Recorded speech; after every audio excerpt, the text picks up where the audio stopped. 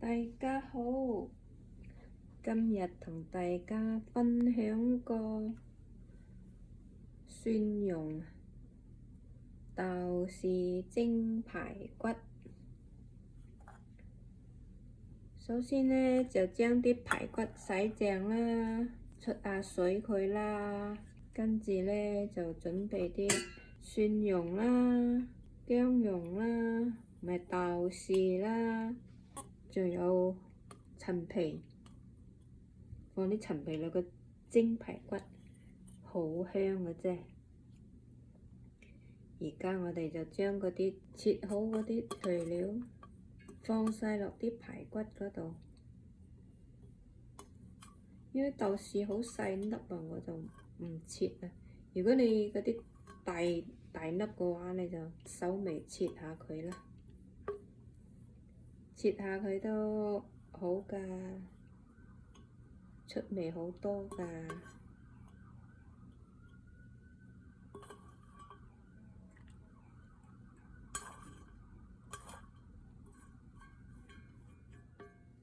放細嗰啲啦，再放啲生抽啦，我放2羹，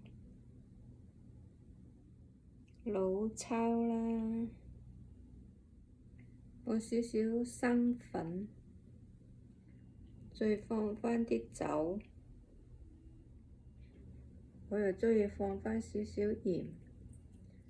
而家最後要放返啲柱頭醬，大師傅嚟㗎，柱頭醬好好味㗎。1羹都夠啦。跟住我戴隻手套扭勻佢。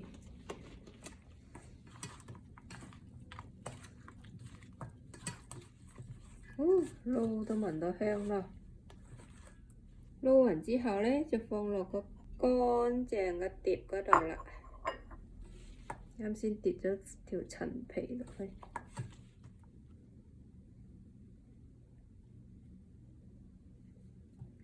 啱啱好排過個碟，啱好。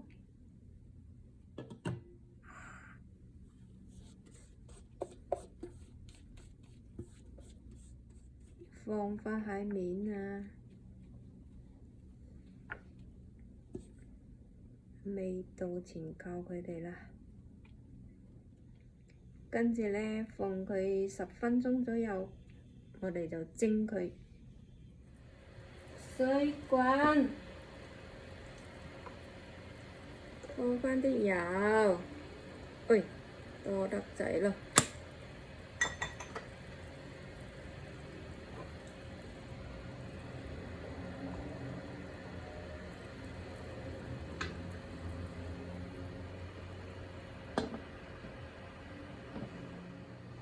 睇睇我啲排骨得未先？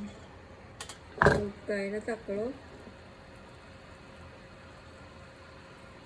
放幾粒葱上去，焗一陣。OK， 係。蒜蓉豆豉蒸排骨，好香，試一嚿先。就試呢嚿啦。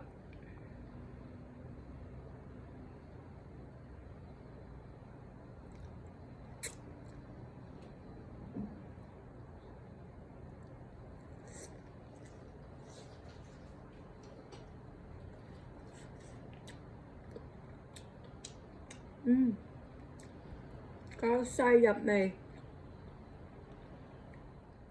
大個少少睇下。好辣啊！經常食炸排骨啊、炆排骨啊、焗排骨啊，不妨試下蒸排骨啦。蒸排骨呢，清甜啲嘅。又有豆豉嘅香味、陳皮嘅香味。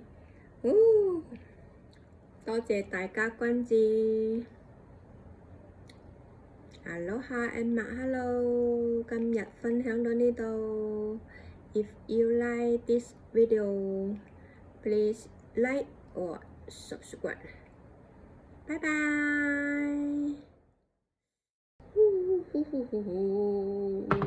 再食多嚿。呢嚿仲入味應該。